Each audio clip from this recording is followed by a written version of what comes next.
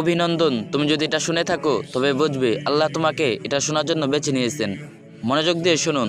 যখন আল্লাহ কাউকে পছন্দ করেন বা চয়েস করেন, এর মানে হলো আল্লাহ তাকে কোনো বিশেষ উদ্দেশ্যের জন্য বেছে নিয়েছেন।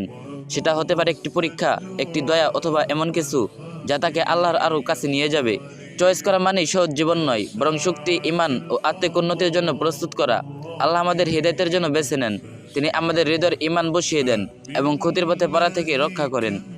2. আমাদের পরীক্ষার জন্য বেছে নেন।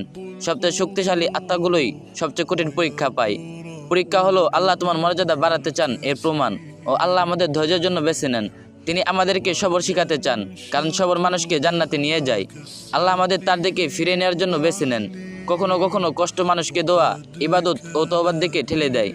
আল্লাহ আমাদের অন্যকে অনুপ্রাণিত বা সাহায্য করার জন্য বেছে নেন। তোমার গল্প কষ্ট বা সুস্থ হয়ে ওঠা অন্য কারোর জন্য আশা হয়ে উঠতে পারে। আল্লাহ আমাদের বেছে নেন কারণ তিনি আমাদের ভালোবাসেন।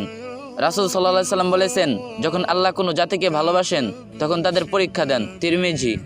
তাই জীবনে কঠিন সময় এলে, মন ভিন্ন রকম অনুভব করলে, আত্মা জাগ্রত মনে হলে, সম্ভবত আল্লাহ তোমাকে এমন কিছুর জন্য বেছে নিয়েছেন যা তুমি এখনো বুঝতে পারছো না, কিন্তু তা তোমার জন্য অনেক বড় কল্যাণকর। এই ভিডিওটি ভালো লাগলে অবশ্যই অনেকজনের সাথে শেয়ার করবেন। আর